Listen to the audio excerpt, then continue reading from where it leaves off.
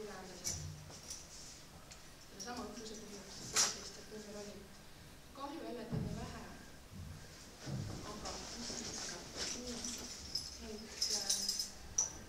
räägin natuke sellest õppusest endist. Ken nägi siis ette, et tulekahju puhkeb tehnika direktori tööruumis. Töötaja, kes siis kuuleb esimesena tulekahjueelset häiret, peaks kontrollima selle õigsust. Kui tulekahju on tõsine, peab siis lähimat tulekahjuteate nuppu kasutades häirekellad rakendama, helistama tinglikult siis, kuna tegu oli õppusega, tinglikult pääste- või häirekeskusesse ning teatama tulekahjust või teadlikult just võetud hoones viibivad inimesed. Misele peab siis algama evakuatsioon. Nii nägi ette tulekahju legend või õppuse legend. Selle õppuse eesmärk oli välja selgitada siis töötajate valmisoleku tase tegutsemiseks siis sellise tulekahju korral. Veel oli selle õppuse eesmärgiks välja selgitada, kui kiiresti on võimalik siis sellest hoonest inimesed, nii töötajad kui külastajad evakueerida. Samuti oli eesmärgiks välja selgitada tuleohutuspaigaldiste korrasolek ning evakuatsiooniteede läbitavus. Räägin siis natukene lühidalt siis kõigepealt, mis siis tegelikult juhtus peale seda, kui oli imiteeritud tulekahju tehnika direktori ruumis. Tulekahju häireeelne hoiatussignaal rakendus, misjärel seda kuulis esimesena kassas viibinud töötaja. Ta oli kassas üksi, lahkuda ta kassast ei saanud. Väikene paanika oli tal ka. Raadiosaatja abil kutsus ta endale appi teise töötaja. Vahepeal oli keskseadme juurde jõudnud üks teine AHA-töötaja, kes siis püüdis hoiatussignaali annulleerida, ilma et ta kontrolliks selle õigsust. Seda tegelikult ka õnnestus, nii et hoones häirekellad ei rakendunud, kuid siiski 3 minutit, mis on see häireeelne aeg, see sai täis ning signaal läks ikkagi pääste- või häirekeskusesse tulekahjust, et siin hoones 101 teaduskeskuses AHA on tulekahju.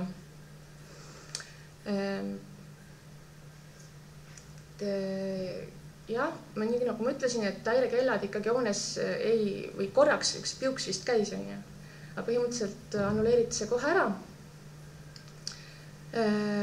Aga mõne minuti või isegi mõne sekundi pärast läks uuesti tööle tulekahju signalisatsioon, see häireeelne häire. Ka seekord seesama töötaja selle annulleeris. Misjärel ta puldi juurest lahkus, keskseadme juurest õigemini. Minuti möödudes läks 3. kord häiresignaal tööle. Siis jõudsid keskseadme juurde 2 järgmist AHA-töötajat, kes siis püüdsid kindlaks teha, kust see häire tuleb, et milline andur siis seda häiret annab. Kahjuks see võttis natukene liiga palju aega. Ütleme, et selleks ajaks oli esimese häireeelse hoiatussignaali algusest möödunud umbes 10 minutit või isegi natukene rohkem. Nii et kohale jõudis G4S. G4S tegi muidugi kiiresti selgeks, millisest ruumist või milline andur seda häiret annab ja läks seda kontrollima. Selleks ajaks ikkagi veel ei olnud, et hoones viibivaid inimesi teavitatud tulekahjust ja evakuatsiooni ei olnud alustatud. Seejärel jõudis kohale siis päästekeskus, päästeauto. Nemad andsid kohe korralduse, kassatöötaja oli kohe esimene, kus nad sisse tulid peauksest. Nemad andsid kohe korralduse kassatöötajal hoones viibivaid inimesi hoiatada ja alustada evakuatsiooni. Seda kassatöötaja ka tegi, läbi siis raadiosaatja andis siis teate tulekahjust ja palus inimestel evakueeruda. Giidid hakkasid siis külastajad evakueerima. Et selleks ajaks siis oli sellest esimesest häirest möödas juba, ütleme niimoodi, et 15 minutit, et see on juba üsna pikk aeg. Ja siis räägin nüüd tähelepanekutest võib-olla, mis siis tehti minu poolt, Mairo poolt ja ka Päästeametist härra Margo Lempo poolt. Et enamus või võib öelda ka kõik külastajad ja töötajad, ütleme, et töötajad, kes siis evakueerisid külastajaid, kasutasid peaust või pea väljapääsu. Tegelikult peaks kasutama siis, ütleme, et lähimat ohutut evakuatsiooniteed. Teine tähelepanek, mis oli see, et mõned töötajad ikkagi ei teadnud, milline see kogunemiskoht on ja kus see kogunemiskoht on. Et sellest on ka olnud juttu palju, et kogunemiskoht on siis hoone ees, aga muidugi mitte täpselt platsil, kaugemal natukene sissepääsust. Et mõned alguses kogunesid foajeesse sisse. Siis oli selline tähelepanek, et giidid ei kontrollinud kõiki ruumi, et kas kõik ruumid on tühjad. Jäi külastajaid kohvikusse, samuti ei kontrollitud garaaži või ütleme, parklat õigemini ja keldrit. Nii, siis oli selline tähelepanek näiteks minu poolt, et evakuatsiooni eest vastutav töötaja on Mairo. Kui ta kohal on, kui teda kohal ei ole, siis on Raivo. Et ta oli väga raske leida sealt selle rahva hulgasest, ütleme, et sealt väljast kogunemiskohas.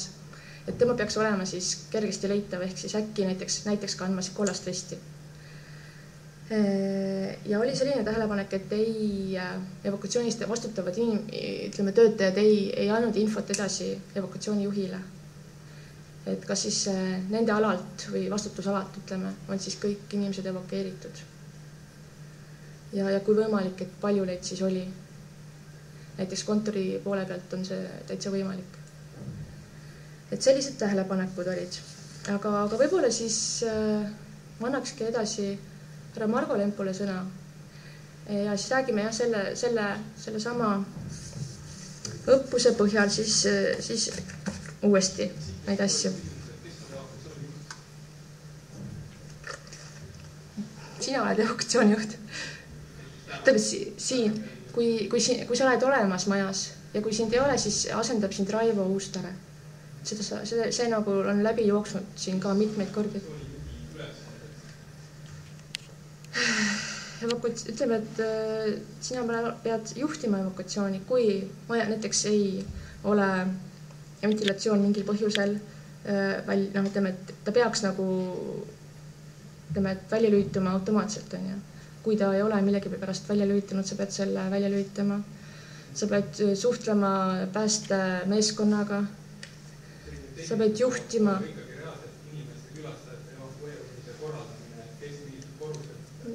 No ütleme, need on, jah.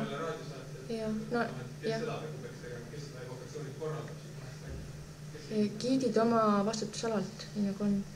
Iga giid oma vastutusalalt. Äkki me hakkame otsast... No iga giid vastutab oma vastutusala eest, et sealt saaks... No see peaks olema kindlaks tehtud, ütleme, et kindlaks määratud. Jah, võib-olla me siis täna...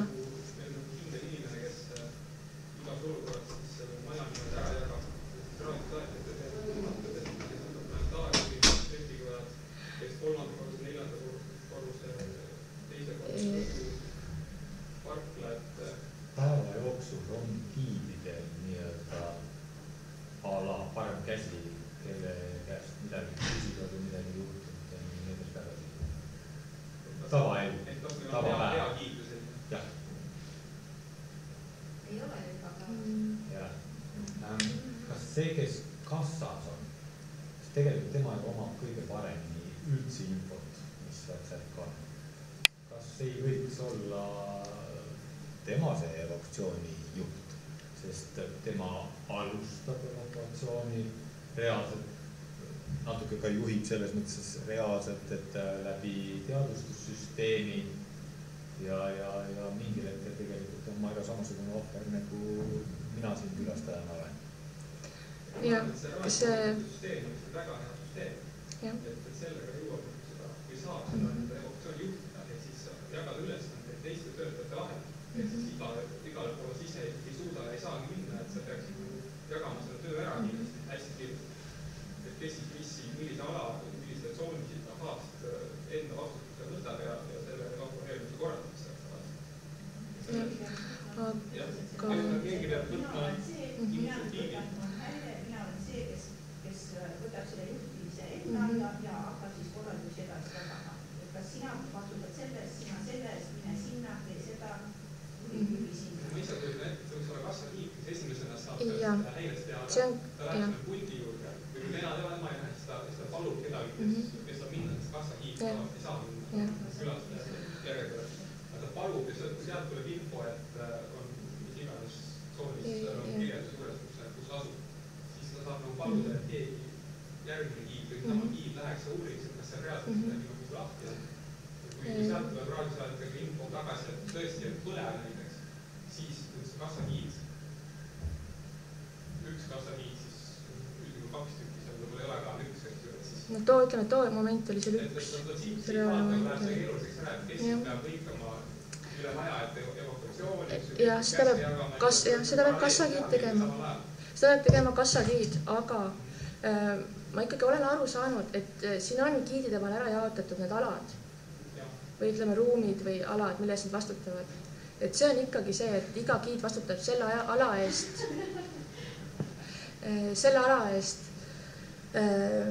mille eest on vastutama pandud. Ütleme, kus ta peab siis niikuinii külastajatega tegelema. Aga just kelder ja just kelder ja parkla ongi nagu, et tookord ka jäid niimoodi. Ja kohviku eest, kas siin kohviku inimene on?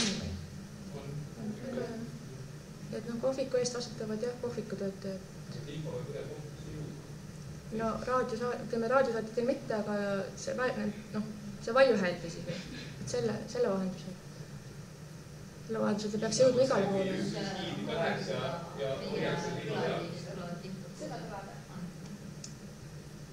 See süsteem on jah, et ta vaiktab ühtele üldmuusika selle vahel ära, kui keegi mikrofon sõidab. Aga ikkagi kindluse mõttes ma näen, et üks meie töötaja peaks võtma kohviku ala. Mine sa tea, ei kuulda sellest üldtegisüsteemist, on kõik inimesed taga või seda lärmis on nii palju, et... Kohvik on vahetud selle rõdu juures teine korrus ja kus on need toredad munad ju. Seal vist on teil ka kogu aeg üks giid olemas.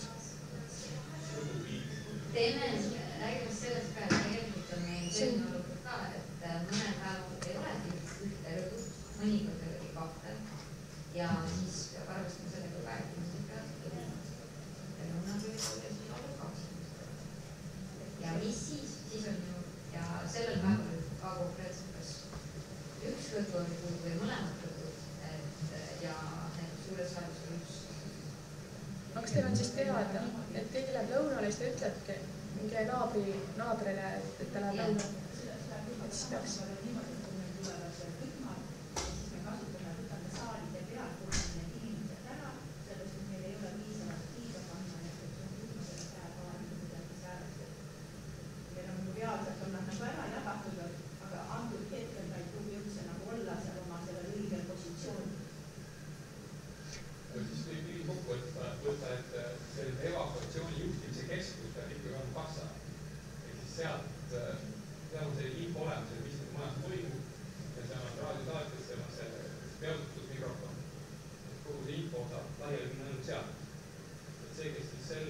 seal kassas juhtub olema.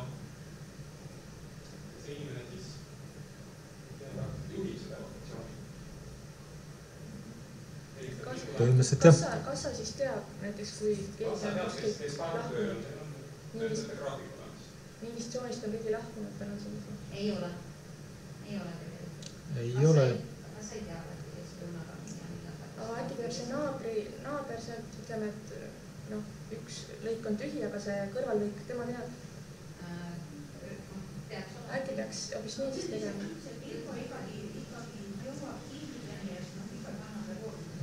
Et kui sina lähed lõunale, mina lähen sul kõrval ja kas sa vaatad minu vahel? See lõigata, et kes lõunal, kes kohal, eks ju, et seda paari sekundiga on info tagasi. Siis jah, äkki ikka see, kes nagu annab, ütleme, lõunat teisele, et see peab selle teise ära ka siis too hetk turvama. Ei, siis suur saal peab tal lõõdus ka ala. Mina omalt poolt tegelikult ütlen, et väga meeldiv, et praegu selline diskussioon tekkis. Sest meeldiv on kuulda, et tegelikult hoolite oma klientidest ja iseendist. Iseenesest faktiliselt keegi ei saa teile seada raudkindlat kohustust, et te peate tagama saalide tühjaks jooksmise. Kui inimene ise, täiskasvanud inimesed on siin väga palju, ei taha sealt ära minna, siis iseenda elu ärge ohtu pange. Teie ütlete ära teadustussüsteemi kaudu, et tuleb väljuda, seda korratakse mitu korda. Ja ma sain aru, et tegelikult on hea mõte kaasata veel natukene neid teisi käibel olevaid keeli. Samamoodi on meil giid, kes seal käib ja korraks ütleb, et aega minema hakata ja põhjus on ka selline, eks ju. Ja siis ongi juba mineku aeg. Kas sa hoiad tal käest kinni? No ei ole võimalik igal ühel käest kinni hoida, midagi teha ei ole. Tähtsam on suurem grupp välja saada, ise välja saada, info ütelda. Alati võid kõhelda, kas tulid, ma ei tea. Aga enne oli mingi selline hulk. Kas seal rõdul üldse kedagi oli? No just ei olnud. Kui ei olnud, siis ei olnudki. Aga kui ikka liikus paar tükki, siis ütledki pärast niimoodi väljas, ütled, jah, paar tükki seal liikus, ma ei tea, kas said välja. Päästetööde juht, päästetöötajad on need, kes lähevad ja otsivad.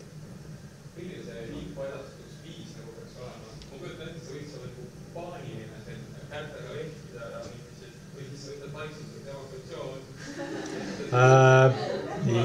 Ja. See peab suutma ennast kehtestada too hetk, et õige, see on omaette ülesanne ja omaette ettevõtmine. Tõesti, ei vaikselt hakkad kuskil nurgas rääkima, siis keegi ei võta sind tõsiselt. Kui sa paanikat hakkad tegema, siis sa saadki paanika. Ja teiselt korruselt paanikat, no seda ei taha mitte keegi. Siis te saate endale sinna mõned kondid ja mis veel, eks ju, kokku lappida ja pärast mis iganes. Ja pärast tuleb välja tõppuse pärast. Ei tasu. Aga väga kindla häälselt teavitada väljumise põhjus ja suunata lähimale teele. Hästi kindla ja samas hästi rahuliku häälega. Samas kõvasti.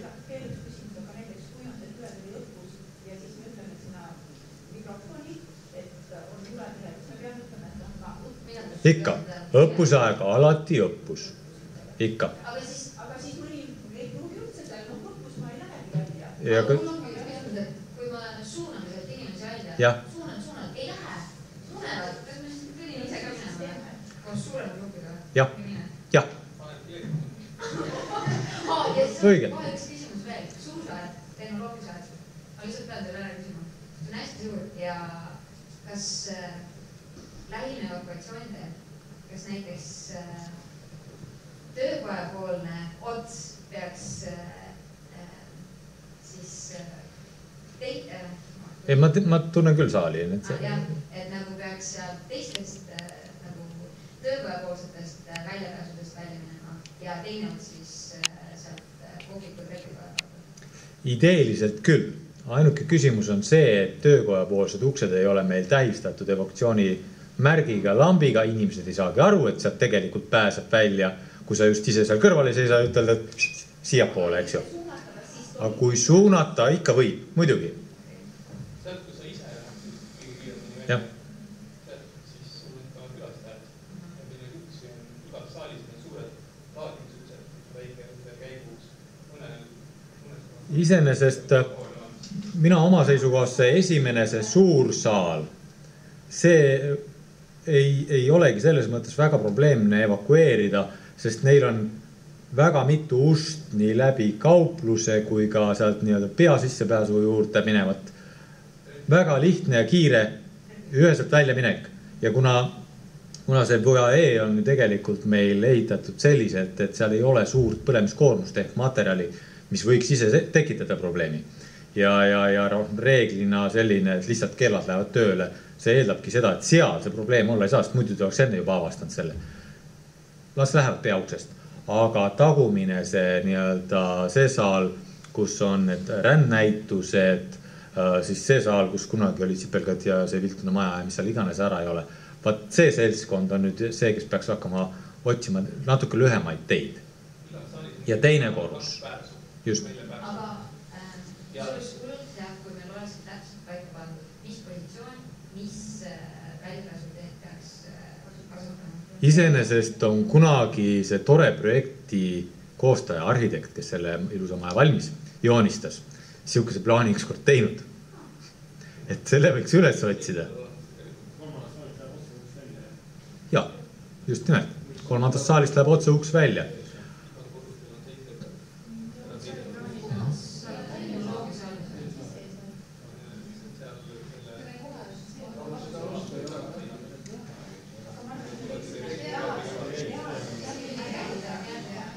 Lambikesed on näha, klaasseinad okei, aga seal on evaktsiooni tähistus näha, lambid on näha ja kusjuures see uks on lahti ka samal ajal, kui häire töötab, et selle ma katsusin eelmine kord järgi. Kui te näete seda rohelist lambi esimest, siis te näete, et tööle ei lähe. Seda tõenäoliselt lambi ei lähe. Nendel ustel on sellised väändunukud, millest keerad ja siis tutsa lahti. Aga neil on kuprid peal. Isegi õppuse ajal sa võid seda kupri jalaga maha lüüa. See ongi kupra selle pärast, et külastajad laskeks sõpruse tasuta sisse. Tavaolukorras on kupra peal. Suurtel ustel on selline läbipaistev kupper, ümmargune. Aga sellel ühel uksel, kui see kine on peal, see on selline roheline kupper. Aga see käib väga lihtsalt teravad jalaga, kui see peal tõrjub. Ja see ei lähe katki ka. See kupper läheb katki ise, aga sa saad selle nuttalt ette, millest lahti keerata. See kupper ongi nagu tavaolukorras kaitsmiseks, et inimesed sealt käima ja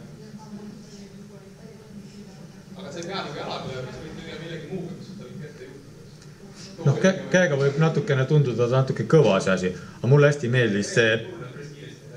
meeldis see küsimus, et kui mõni tõesti ei tahagi minna, siis selle koha pealt on pritsumeestele endale kogu aeg nende õpetamine, et käitumine ohuolukordades ja üldse mitte kunagi tasu mängida mõttetut kangelast. Ühesõnaga, et kindlasti teda sealt välja saada. Kui tema tahab sinna sisse jääda, siis see on tema otsus. Iseenda ohutus on kõige tähtsam. Sest teid asendada on palju raskem kui kliente. Aga hea küll, kaua mul see silt on ees.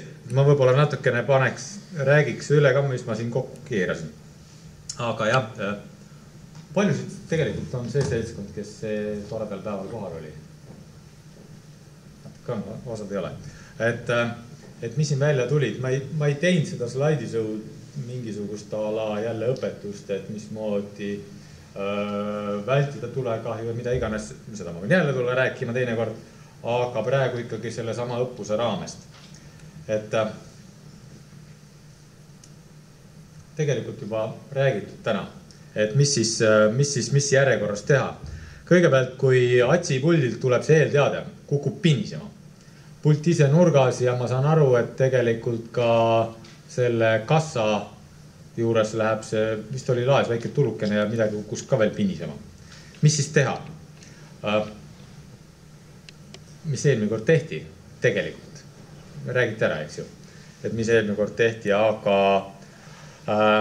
ideeliselt peaks siis peale selle eelteate saamist tõesti kiirelt kontrollima, mida see pult meile räägib. Puldi pealt ära vaadata see info. ta ütleb konkreetselt ära, kui ta ütlebki, et on veateade, siis ta räägibki veateatest ja ütleb ära, kust kohast see tuleb. Siis ei peagi rohkemat reageerima, siis ongi vaja lihtsalt annuleerida ja sel juhul juba ülemusega Mairoga rääkida, et kuule, et sealt tuleb mingisugune veateade. Kui tema ütleb teile tulekahju teade, siis tulebki seda võtta kui tulekahju teadet ja siis tuleb seda kontrollida. Mismoodi seda kontrollida? Täna on juba mitu korda räägitud, teil on raadiosaatjad, te olete õnnelikus olukorras, teil on väga paljudel inimestel maja peal korraga raadiosaatjad, mis peaksid töötama ka. Alati on võimalik küsida raadioteed, ma saan aru, et kõik korraga kuulevad seda, mida räägitakse ju, on nii? Küsida, teisel korruselt, vaatad ära, et teiselt korruselt sellest kohast tuleb teade, kes on teisel korrusel selle ruumi lähedal, palun minge kontrolliga, mis seal on. See on mõne sekundi küsimus, seal ei olegi rohkem vaja. Tuleb lihtsalt seda sama teadet küsimust tõsiselt võtta, minnagi vaadata, kes seal lähedal on, vaatadki toas, seekord oli meil Mairo toas tulekahju, selge, ütledki ära, et kuule, et siin ongi tulekahju. Raadio teil ütled, jah. Ta kunagi ei viska seda koodi, ta küll viskab koodi ka, eks 03-074, aga lisaks sellele koodile ta kirjutab ka taha, et millega nende tegu on. Need on sinna midagi sisse trükitud ehitajate poolt, kes on selle maja ehitanud. Ja tänasega ei pruugi alati nagu kokku minna, et selle sõnavaraga, mida me kasutame, et näiteks seal oli juhtu selline asi, et on abiruum 229, mis on tegelikult kontoritöök. Et me neid nimetusi saame muuta, et ma nüüd lasengi siin lähiajal need nimed välja, et ma teen ettepanekud, kuidas neid nimetada, ma saadan selle ringile, saate meil üle vaadata, et kas te saate sellest aru. Tegelikult sellest 03-074, eks ju, et selle järgi sealt samast taskust te saate sellised plaanid ja siis peaks selle sama numbri siit üles otsima. Aga tegelikult siin ei ole nagu mitte mingisugust loogikat, et nad ei lähe isegi korruste järgi, et nad hakkavad küll altpoolt pihta, et 01 on nagu allpool, 02 on teine korrus, aga 03 on küll teine korrus. Eks siin on mingid ahelad järgi nagu grupeeritud. Aga nende järgi üles otsida, see on suhteliselt raske. Aga just see vihje annabki see väike sõna kombinatsioon seal taga selle märgi taga, et kui on tõesti, on auditoorium, siis on 3 varianti, 3 auditooriumi. Need suudame läbi käia ja vaadata. Aga kui on tõesti püsiekspositsiooni saab, mis kõrvus läbi 4 korruse, siis seal me peame natuke neid nimetusi muutma, et kui on püsiekspositsiooni saab, et see on mingisugune number, siis püsiekspositsiooni saalis on andurid mingi 15 tükki, et seda õigelt üles leida, siis peab nagu järjest läbi käima, et siin see keerukus jääb. Seda nagu ma ei näe kui variante. On võimalik võib-olla, et paneme osadel andurite taha 2K, teine korrus, püsiekspositsioon 3K. See võib-olla siis lepime nii kokku, et siis on nagu lihtsalt kontrollima minna kohe. Et kui sa näed pullist ära, et püsiekspositsioon 3K, kiiresti 3. korrusele, seal on 3 andurit, vaatad ära, et ei põle. See on tagasi vaikselt. No selge see, et kui ruumis on reaalne olukord, seda on kaugelt näha. Ei, aga koolituse ajal ma arvan, et ei pannud midagi põlema või paneks. Sel hetkel oli meil tulekahjuks Mairo ise tookord, sest tema selle tekitas sinna. Minu ruumi jõudma ja seal puldis pidanud näitama seda anduri numbrit ja insenerit, mis võib-olla pole ka kõige parem termineks uute inimeste jaoks, mis sealt jah, selles mõttes on see hea mõte, et ruumid lasta nimetada oma nimede järgi.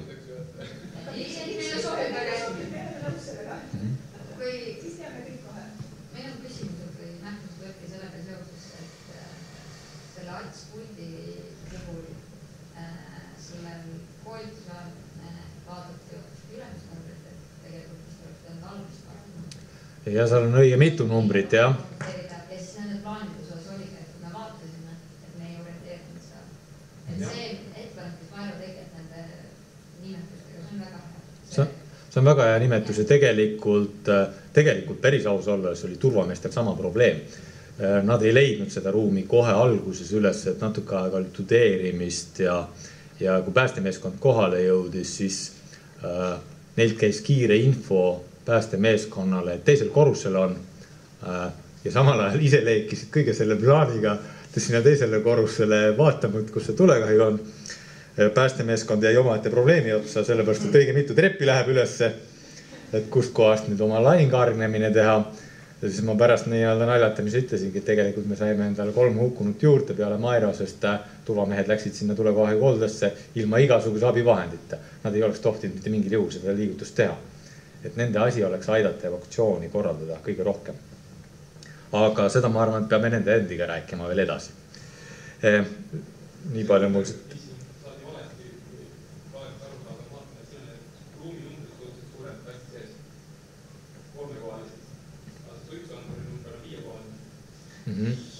Põhimõtteliselt on jah, et sa pead seal 3-kohalise numbri ja 5-kohalise numbri omavahel kokku viima. Et see on raske. Näitab. Et iseenesest on see hea mõte, et lasta ruumi nimed, just nimelt, sest teil on enamus mingisugust ruumid kujunevad välja oma nimedega ja ise kasutate igapäevaselt, miks mitte see ka sinna niimoodi panna, sest seda ongi teil vaja, mitte sellele atsi kontrollijal, hooldajal. Kaitse aru, et praegu näiteks elusaal on külaliseks institutsioonisaal. Ja viimane vahetatava institutsioonisaal või joosub. Ise ka võib-olla läheks vastu igast mõned. See kumb oli, et see projektis on nii kirjutatud ja selle järgi toona valmida. Ja siis on see teadmiseks, meie saame juba kiiresti öelda, et kus nagu mis on, kui meie juba seda teame, saame kiiresti juhatada edasi. Jah, ideeliselt see ongi mõeldud niimoodi, et maja suudaks ise ennast ära evakueerida ja keegi majast eeldatavasti siis see, kes kas organiseeris evakuatsiooni või keegi juhtkonnast jääb pea ukse juurde sinna, kust päästemeeskond tuleb, sinna ja annab talle info edasi.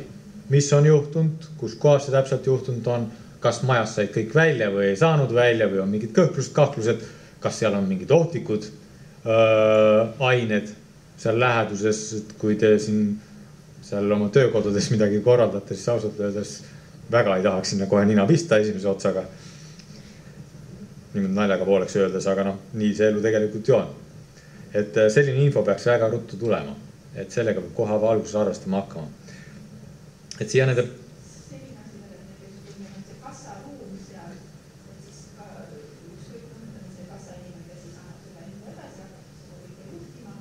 Ma arvan, et kuna meil on seal ikkagi raha, et kõigepealt ta annab need korraldused edasi, võtab selle juhtimise enda peale, ta kindlasti peaks ka sulgema meie väravad ja kas või raha siis panema seifi, kuidas peaks siis see reaalselt see sulle raha meil seal siis olema. Sest see kassauks on ka siis ju avatud, et kassa inimene ei saa.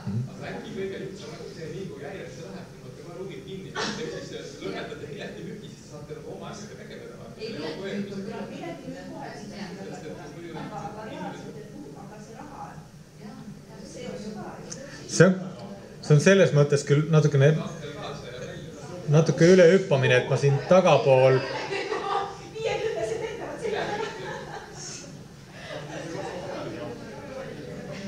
et iseenesest tagapool on see, räägime uuesti läbi, aga jah, ega mina näiteks ei eeldakski, et see, kes meil puldi juures või seal kassas oli, kes teadvustuse tegi kogu majale, et tema ise peaks nüüd minema jooksma ja kedagi käekõrval välja tassima hakkama. Ei, see evakuatsiooni juht ei pea ise tegema, sest las ta ollagi seal, kui ta on ohutustsoonis esialgu veel, ala tema selja taga ei põle, lähiümbruses ei põle, siis ta võibki olla natuke aega veel seal oma ruumis, veel mitu korda teadvustada, võtta raadioteel signaale vastu, et kust juba saadi välja, kust ei saadud veel välja, sest need, kes evakueerisid a la kohviku ära, teise korruse ära, mingisugused tagumised ruumid ära, siis kui nemad on väljas, siis oleks väga teretulnud ju seda ka kohe ütelda, et see saal on tühi. Meie tulime välja. Just. Okei, aga kui sama evakuatsiooni juht, kelle oleks siis kasvuliidest, alustan siis enda kassapultas, aga ühel hetkel peab ju tuletõrjujaid kaostutma.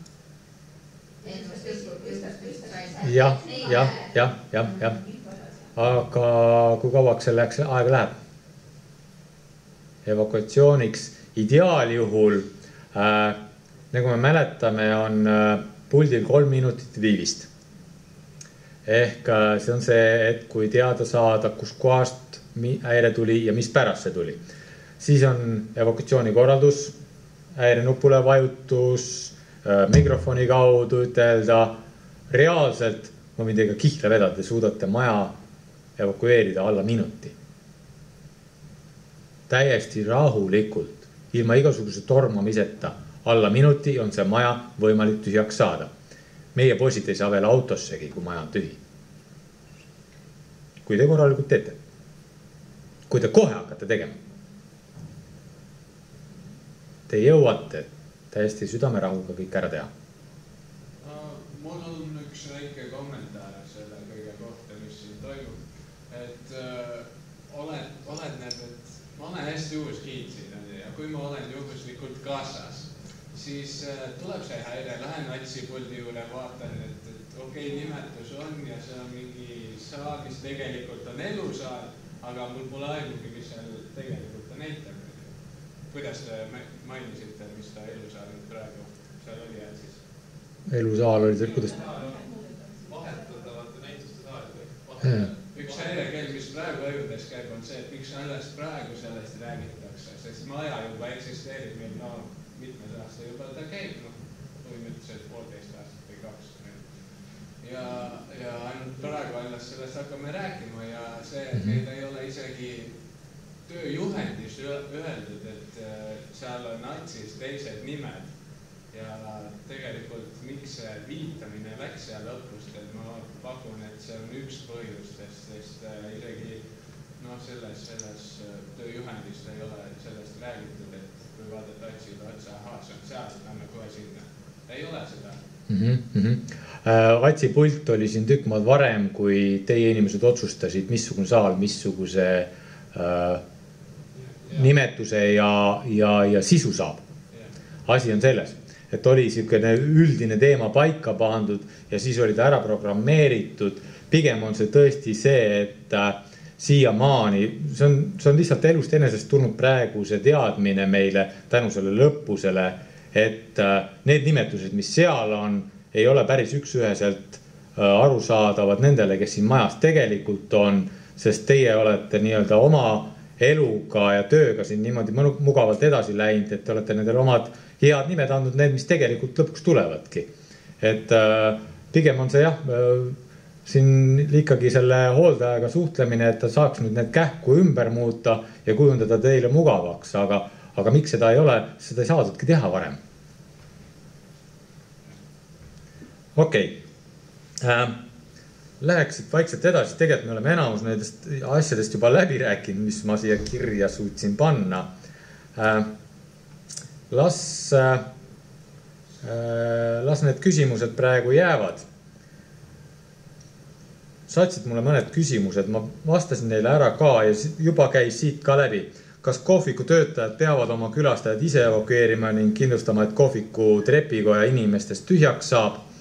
Minu vastus on jah, sest üldsuse jaoks, kohviku külastajate jaoks, külastajate jaoks, vahet ei ole kelle jaoks väljaspoolt maja, olete teie töötajad. Mis siis, et faktiliselt on teil tööleping kellegi teisega. Teie olete maja töötajad, teie tunnete maja ja kui on majas häire, siis teie asi on oma alalt, nii nagu giidi asi omalt alalt, inimesed välja saada ja välja juhatada.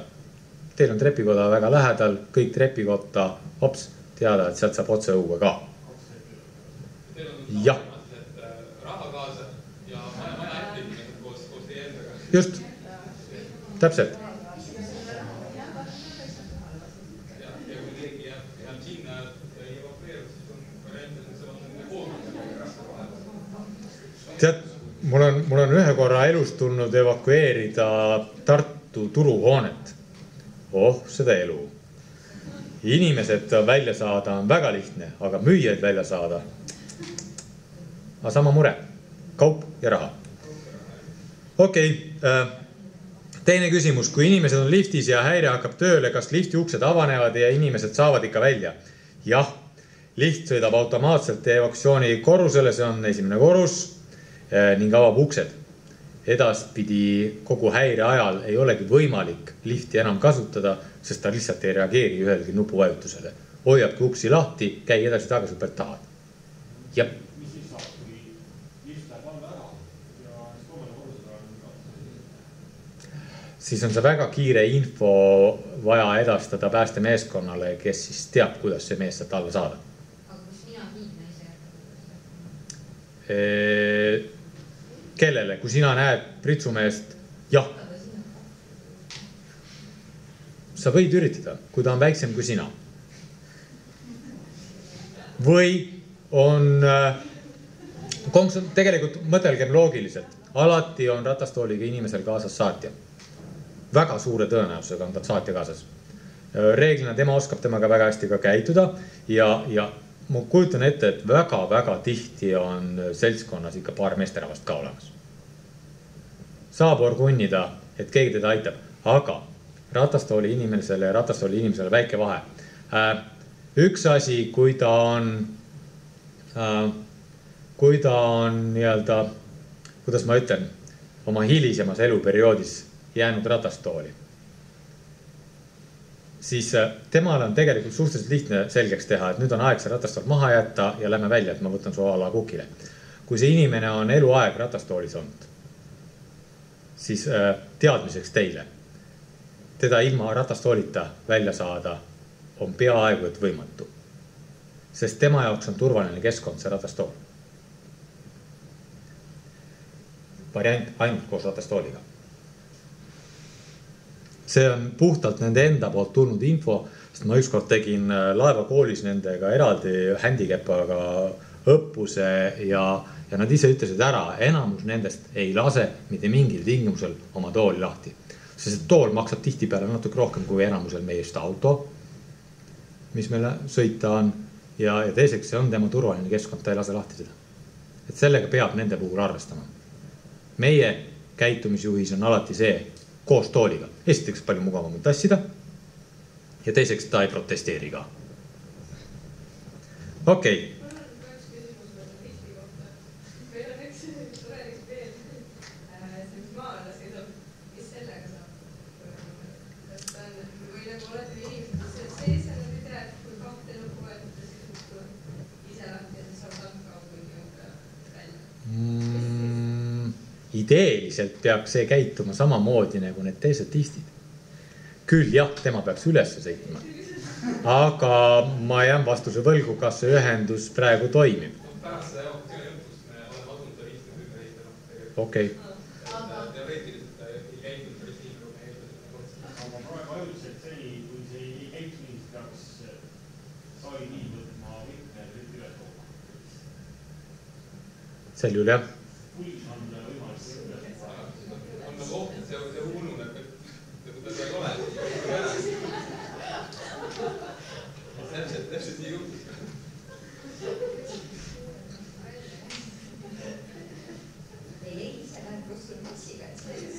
Mul on küsimus. Paljud teist on olnud seal listis sel ajal, kui häire on toimunud? Kas sinna kuuleb üldse häiret? Ei, see on läbi ka jälle.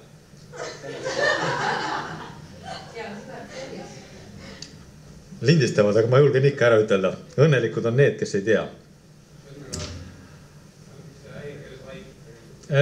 No, ma räägingi, et see on see, et ta on seal all ja ta ei teagi, et vahepeal midagi juhtunud on.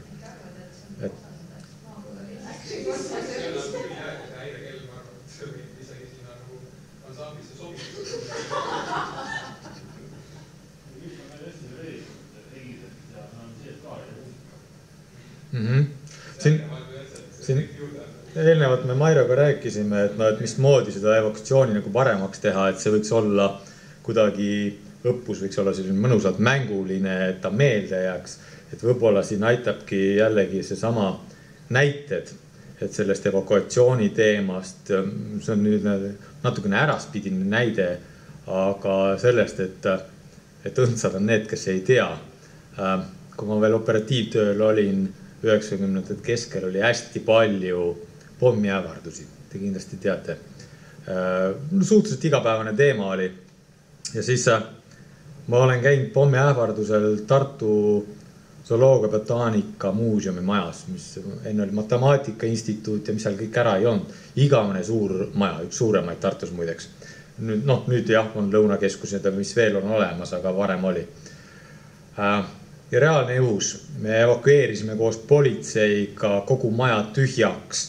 Seal käis ära pommikoer, kogu maja otsiti üle läbi ja siis, kui me seda pommikoera tagasi kasti topisime ja ise asju pakkisime, siis valgus sealt majast välja ligi 100 inimese jagu seltskonda. Ja kõige parem oli see, et mu enda abikaasas nende seas. Me ei suutnud leida ühte auditooriumit sealt ülesse. Näide sellest, et tegelikult võivad inimesed ära kaduda. Ja kõige parem on see, et nad ei teanud ise kah, et nad kadunud olid. Aga kui reaalne olukord on, siis see asi võib kurbade tagajärjedega olla. Ma olen täitsa nõus. Ma loodan, et nii ei juhtu. Nüüd kindlasti enam mitte, sest me tegeleme sellega, et see liht tuleks evakuatsiooni tasapinnale ja ütleks, et selleks korraks on sõu läbi. Veel oli üks küsimus. Kes peab teadma, kui palju töötajad antud hetkel majas viibis ja kes parajasti lõunal oli või on? Kas keegi üldse saab seda infot niimoodi vallata operatiivselt?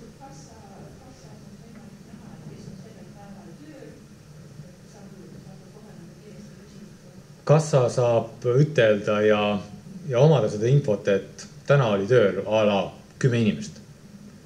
Kas mul sel hetkel on 2 lõunal? Mitte keegi seda ütelda ei saa. Just. Et tegelikult, nagu ma juba enne ütlesin, te ei saa täielikult vastutada selle eest, et terve maja tühi on. Inimene peab natukene ikkagi ise enda mõistusele ka tuginema, kui ta kuuleb, et kellad töötavad, öeldakse, et olge head, lahkuge majast, siis tuleb seda täita. Kui sa seda ei täida, siis sa oled kõik teinud selleks, et sinna majja ka jäetakse. Eeldatavasti sa hukkud. Et ise ennast ei päästa, no ei ole võimalik teistel ka sind päästa. Eriti. Et jah, see on hea, kui te teate, palju majas on inimesi. Jah, see on väga hea, kui te suudate ka orienteerivat numbrit ütelda koos nende lõunalolijatega ja juhuslikult tulijatega. Giidide poolest, giid peaks enam-vähem numbrit teadma, palju tema see grupp, kellega ta koos hetkel käib, kelle juurde ta nii-öelda telliti, keda ta juhendab hetkel, mitu inimest seal on. Aga palju neid nii-öelda vabakäigutegelasi on hetkel. Ma arvan, et seda ei tea kassa ka. Sest teil ei ole number, et nüüd on meil 70 ja 80 ja nii on. Seda ei ole. Just. Ma arvan, et te ei peaks keskenduma sellele küsimusele täielikult. Hea on, kui mingisugune info on olemas, aga te ei suuda seda. Mida ei suuda, seda ei suuda. Midagi teha ei ole. Okei. Tegutsemisest siis hästi ruttu veel kord kordame üle. Kui ATSI keskuses tuleb eelhäire, kontrollida, mida näitab pult, vastavalt puldile kirjele kontrollida seda ruumi, kust kohast see häire tuli. Nägin, oli üks tore paber tehtud, eks ju, selle võiks küll seina peale panna ja seda sama, et seda kontrollimist saab ju teha see sama raadioteel kõige lähemal oleval inimesel, seda kiirem see on, sest ainult 3 minutit on aega. Niisama oodata selle puldi kõrval on 3 minutit päris pikk aeg. Aga kui on reaalne olukord, siis see lippab nii ruttu käest ära, et ei jõua reageerida. Et raadioteel lähim inimene vaatab ruumi üle, päris tulekahju puhul on väga ruttu selge, et asi on jama ja et on tulekahju ja saab ruttu ütelda, kui on teada, et see auditoorium annab häiret ja sa siia sisse tuled ja sa tõesti ei näegi mitte midagi. Sa saad juba ütelda raadioteele, et suitsu tuld ma ei näe, kohe vaata, missugune andur on. Saad edasi ütelda, vahepeal on info antud, kassas inimene saab maha rahuneda, võib-olla isegi korraks tõesti juba annulleerida see kutse, et maja häiresse ei läheks ja see, kes siia nüüd kontrollima tuli, tema tulebki vaatab nüüd ruumi üle. Kuidas te aru saate, missugune andur on häires? Punane on, enam ei vilgu midagi. Niisama vilgub ta vahepeal niisamagi, aga siis ta õõkvase tulukene põleb seal. See on läinud jah. Pidevalt punane pea. Ja see ongi häires. Ja kui see lihtsalt siin särab, mitte midagi ei ole, siis tähendab nii ongi ja ütledki, et see lihtsalt on. Aga kui selle kontrollimise käigus sa avastasid selle ruumi all või kardina taga kuskil lõkke, mis siis teha?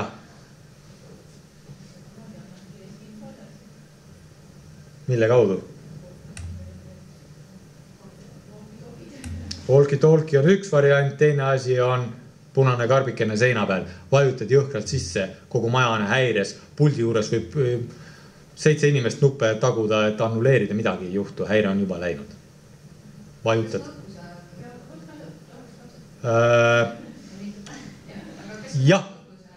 Jah, sest õppusaeg meil seekord oligi sellised plaanitud, et jah, vajutategi, sellega teavutategi. Ärge iga päev kasutage.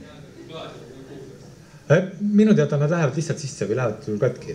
Need lähevad katki, ai, okei. Jah, 5-kohane number.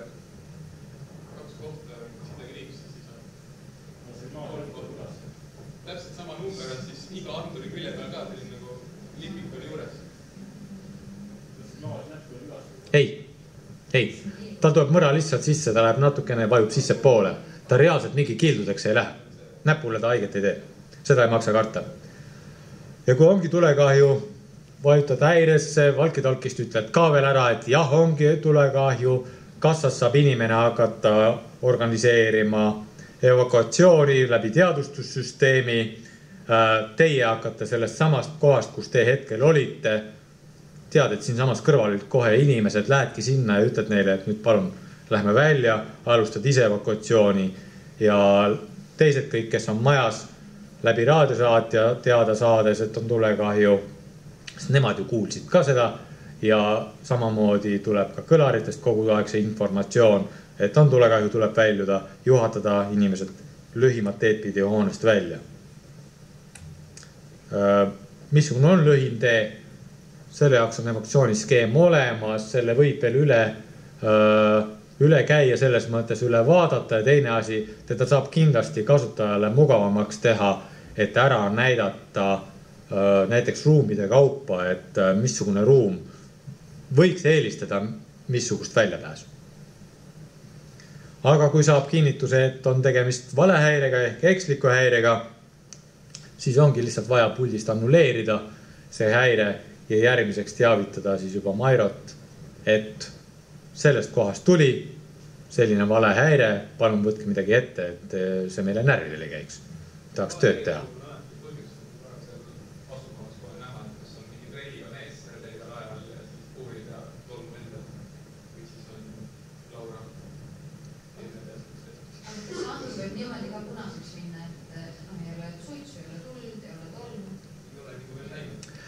Reeglina mitte.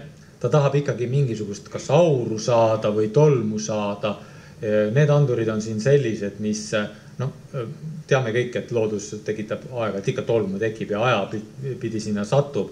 Neid hooldatakse, aga need hakkavad andma heelhäiret ehk veateadet, kui nad liiga tolmuseks lähevad tasapisi. Nad tahavad ikkagi äkilist tolmu saada. Seal on optika sees, lambiken, mis näitab valgust, fotosilm, mis vaatab, et valgust ei tuleks. Ja kui midagi ikkagi sinna vahele satub äkiliselt, valguskiir murdub, läheb fotosilma ja tema jaoks ongi see häire. Nii lihtne see tegelikult ongi see.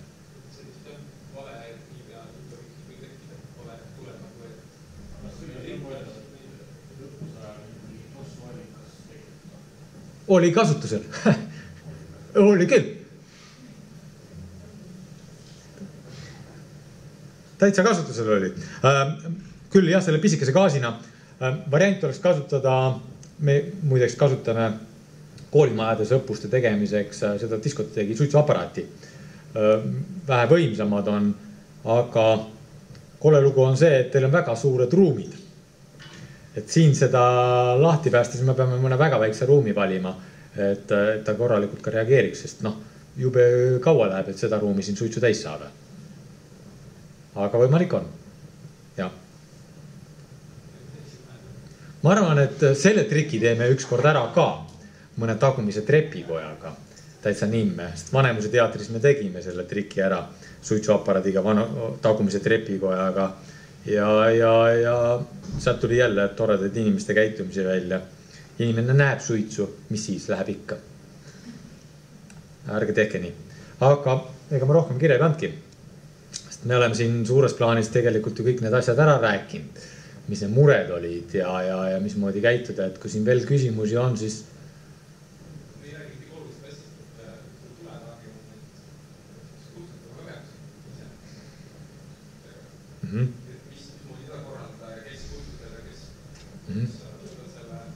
see on see loeng, mida ma täna kaasa ei võtnud. Et iseenesest jah.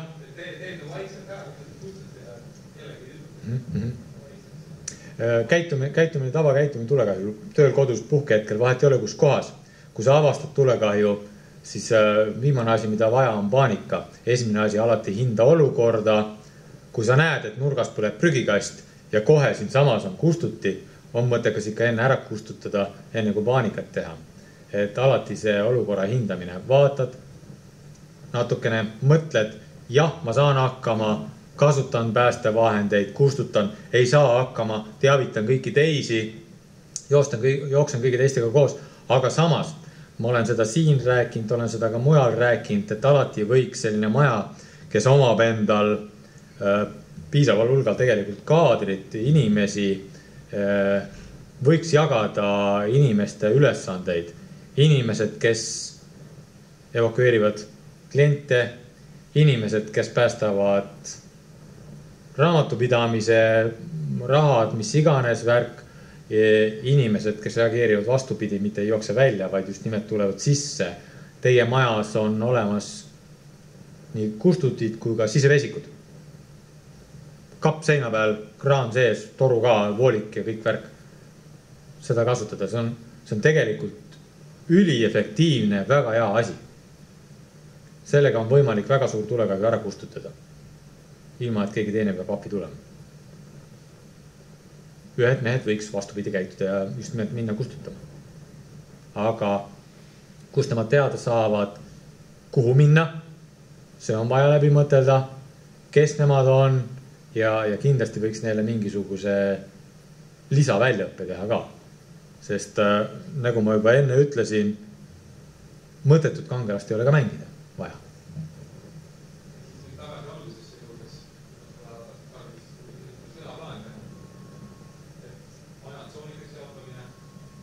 Maja tsoonideks jaotamine, inimest.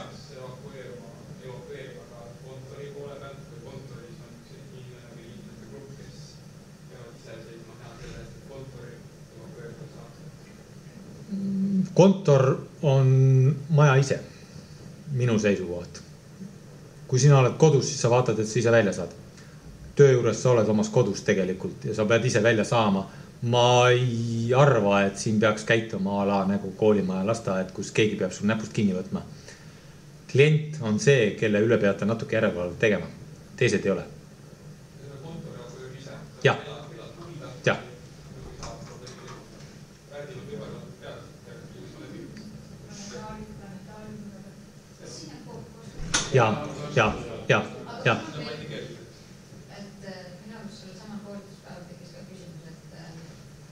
Kui see häire peab käima, siis on igalt poolt need meie kiigistatud uksed valgena, et saab iga üks sisse. Selle peaks ka paikuma, kes peab jääma kuhu valges. Ei ole paha mõte, jah. Siin on see sama teema, et meil oli puldi juures 3 turska